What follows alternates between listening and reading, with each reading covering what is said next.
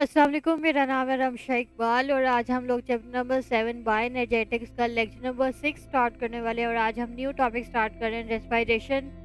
हम लोगों ने फोटोसिंथेसिस को कंप्लीट कर लिया था। आज सिर्फ मैं रेस्पिरेशन का बेसिक्स का इंट्रोडक्शन दूंगी। ठीक है, आज का लेक्चर बहुत छोटा सा है, सिर्फ हम लोगों ने आज इंट्रोडक्शन देखना है रेस्पिरेशन का। आज हम लोगों ने बेसिक, हमारे पास रेस्पिरेशन का इंट्रोडक्शन आ जाता है जो आज हम लोग देखेंगे। और रेस्पिरेशन हमारे पास एक और साइमल्टेनियसली प्रोसेस होता है जो कि फोटोसिंथेसिस के साथ प्लांट्स के अंदर अकर होता है। रेस्पिरेशन में क्या होता है कि ये हमारे पास बेसिक से आप एग्जांपल लें कि अगर हमारे पास कोई फ्यूल है, वो बर्न हो रहा है, ठीक है, वो क्या करेगा, वो उसी सूरत में बर्न होगा अगर वो ऑक्सीजन को यूटिलाइज करेगा। जब वो ऑक्सीजन को यूटिलाइज करेगा, उसके बाद क्या करेगा, एनर्जी प्रोड्यूस करेगा। एनर्जी किस फॉर्म में वो प्रोड्यूस करेगा? लाइट और हीट एनर्जी की फॉर्म में। ठीक है, उसके बाद जैसे अगर कोई चीज़ जलाओ भी तो उसके बाद लाइट और हीट एनर्जी उसके अंदर से निकलती है ना, तो ये किस तरह से निकलती है? जब वो ऑक्सीजन को यूटिलाइज करते हैं। तो इस प्रोसेस में ये जो ऑक्सीजन का क्या रोल होता है, उसने जो फ्यूल मॉलिक्यूल्स के अंदर जो बॉन्ड्स प्रेजेंट होते हैं, कार्बन और हाइड्रोजन के बॉन्ड्स, उसको जाके इन ऑक्सीजन मॉलिक्यूल्स ने क्या करना होता है, तोड़ देना होता है। जब वो इनको तोड़ता है तो उसके बाद लाइट और हीट एनर्जी प्रोड्यूस होती है। इसी तरह से अगर हम रेस्पिरेशन की डेफिनेशन के लिहाज से बात करें तो ऑर्गेनिजम्स में क्या होता है, वो ऑक्सीजन को यूज़ करते हैं। ऑर्गेनिजम्स क्या कहते हैं, ऑक्सीजन को यूज़ करेंगे। ऑक्सीजन ने आगे क्या करना है, फूड के अंदर जो बॉन्ड्स प्रेजेंट होते हैं, उनके सेल्स के अंदर जो बॉन्ड्स वगैरह प्रेजेंट हो गए, सीएच बॉन्ड्स, उसको ऑक्सीजन ने क्या करना है, जाके तोड़ देना है। जिस तरह से फ्यूल बर्निंग में हमने देखा है, इसी तरह सेल के अंदर भी क्या होगा, ऑक्सीजन ने जाके उन सीएच बॉन्ड्स के अंदर जाके उसको तोड़ देना है। जब वो तोड़ेगा तो उससे क्या होगी, एनर्जी प्रोड्यूस होगी। एनर्जी लेकिन यहाँ पे बाद में क्या होती है, ट्रांसफॉर्म हो जाती है into ATP, adenosine triphosphate, trinucleotide phosphate. ठीक है, एटीपी ऑलरेडी हम लोग डिस्कस कर चुके हैं। तो ये हाई एनर्जी मॉलिक्यूल यहाँ पे इस फॉर्म में प्रोड्यूस हो जाता है। लेकिन ये जो ब्रेक डाउन और ये किस तरह से होती है, किस तरह होती है, ये होती है ऑक्सीडेशन रिडक्शन रिएक्शन जब होते हैं, तो उसके बाद हमारे पास एनर्जी की प्रोडक्शन हो जाती है। ऑक्सीजन में भी यही प्रोसेस होता है। और हमारे पास यहाँ पे क्या होती है, हाइड्रोजन की गेन होती है, ऑक्सीजन का एक मॉलिक्यूल लॉस होगा, तो वो हमारे पास वाटर मॉलिक्यूल बन जाएगा। ये जो कार्बन डाइऑक्साइड और वाटर मॉलिक्यूल्स बने, अगर आप फोटोसिंथेसिस में रिकॉल करें तो फोटोसिंथेसिस में भी हमारे पास कार्बन डाइऑक्साइड और वाटर यूज होते थे और उसके बाद हमारे पास ग्लूकोज की फॉर्मेशन होती थी। तो उसमें हम लोगों ने देखा था कि वाटर और कार्बन डाइऑक्साइड किस तरह से अंदर एंटर होते थे, या तो स्टोमेटा के जरिए या रूट्स के जरिए, इस तरह से भी हो सकते हैं। लेकिन रेस्पिरेशन के जरिए भी हमारे पास ये कार्बन डाइऑक्साइड और वाटर प्रोड्यूस होते हैं, जो कि ये भी कभी कभार यूज हो जाती हैं फोटोसिंथेसिस के प्रोसेस में। तो इस तरह से ये प्लांट्स के अंदर जो है वो ये प्रोसेस साइमल्टेनियसली अकर होते ही रहते हैं, रेस्पिरेशन के भी और फोटोसिंथेसिस के भी। अब सेलुलर रेस्पिरेशन क्या होती है, सेलुलर एनर्जी की जिसमें प्रोडक्शन होती है, उसको हम लोग सेलुलर रेस्पिरेशन कहते हैं। ठीक है, अब हमारे पास सेलुलर रेस्पिरेशन दो तरह की होती है। एक होती है हमारे पास एरोबिक रेस्पिरेशन, एक होती है हमारे पास एनारोबिक रेस्पिरेशन।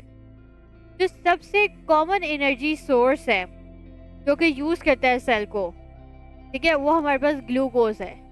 किस तरह यूज करेगा, सेलुलर रेस्पिरेशन होगी उसकी। ठीक है, तो सबसे इसमें कॉमन सोर्स कौन सा है जो कि सेलुलर रेस्पिरेशन से हमारे पास यूज होता है सेल से, वो हमारे पास ग्लूकोज है।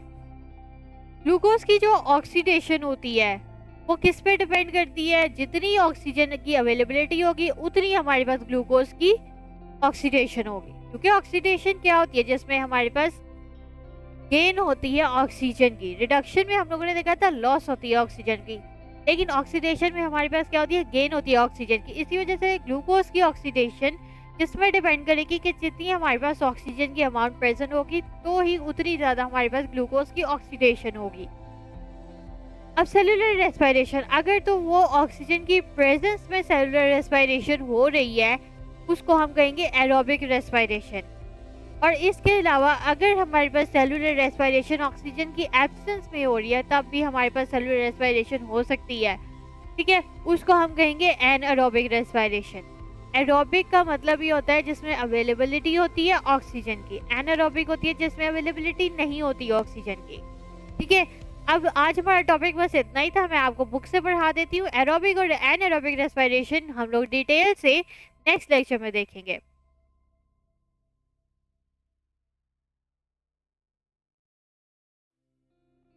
यहाँ से आज हम लोगों ने स्टार्ट किया था रेस्पिरेशन। और ये सबसे पहले हम लोगों ने बेसिक्स एग्जांपल ली कि फ्यूल को बर्न करेंगे, ऑक्सीजन यूज़ करेगी, सीएच बॉन्ड्स टूटेंगे और उसके बाद हमारे पास एनर्जी प्रोड्यूस हो जाएगी। सिमिलरली हम लोगों ने बॉडी के अंदर भी देखा है कि सीएच बॉन्ड्स जो है वो ऑक्सीजन ब्रेक करेगी और हमारे पास एनर्जी ट्रांसफॉर्म हो जाएगी एटीपी में। और एटीपी में किस तरह से ट्रांसफॉर्म होगी, ब्रेकडाउन कहाँ से होगी, ऑक्सीडेशन रिडक्शन रिएक्शन से, ठीक है। और ये जो सेल एनर्जी की जो प्रोडक्शन का प्रोसेस है, इसको हम लोग कहते हैं सेलुलर रेस्पिरेशन। ये बहुत इंपॉर्टेंट शॉर्ट क्वेश्चन है, ठीक है। सेलुलर रेस्पिरेशन में वहाँ पे मैंने नोट्स में उधर थोड़ी सी मिस्टेक कर ली थी, ठीक है। फूड की हमारे पास क्या हो रही है, ऑक्सीडेशन होती है, और ऑक्सीजन की हमारे पास क्या होती है, फर्दर हमारे पास रिड्यूस होता है इनटू वाटर, ठीक है। तो फूड सबसे पहले क्या करेगा, ऑक्सीडाइज होगा। जब फूड ऑक्सीडाइज होगा, गेन होगी ऑक्सीजन की, जब गेन होगी तो लॉस होगा इलेक्ट्रॉन्स का, ठीक है। तो इसमें हमारे पास ये प्रोड्यूस क्या करेगी, कार्बन डाइऑक्साइड। जब कार्बन डाइऑक्साइड प्रोड्यूस करेगी, ऑक्सीजन बाद में क्या होगी, रिड्यूस हो जाएगी इनटू द वाटर। गेन होगा हाइड्रोजन का, लॉस होगा ऑक्सीजन का और वाटर मॉलिक्यूल बनाएगी, ठीक है। अब हमारे पास हम लोगों ने इसमें बेसिक्स एरोबिक और एनारोबिक का भी देखा है कि जिसमें हमारे पास प्रेजेंस होगी अगर ऑक्सीजन की तो उसमें हमारे पास एरोबिक रेस्पिरेशन है, और अगर हमारे पास एब्सेंस होगी ऑक्सीजन की तो उसको हम लोग एनारोबिक रेस्पिरेशन कहेंगे। अब ये एरोबिक और एनारोबिक रेस्पिरेशन की हम डिटेल नेक्स्ट लेक्चर में देखेंगे, ठीक है। तो ये भी बेसिक्स का शॉर्ट क्वेश्चन है, जब आएगा तो आपने बेसिकली ये वाला शॉर्ट क्वेश्चन आगे लिखना होगा, ये मैं आपको नेक्स्ट लेक्चर में पढ़ाऊंगी। तो अगर आपको वीडियो पसंद आई है तो लाइक करें, शेयर करें, सब्सक्राइब करें। अगर किसी चीज़ की समझ नहीं आई तो नीचे कमेंट्स में पूछें।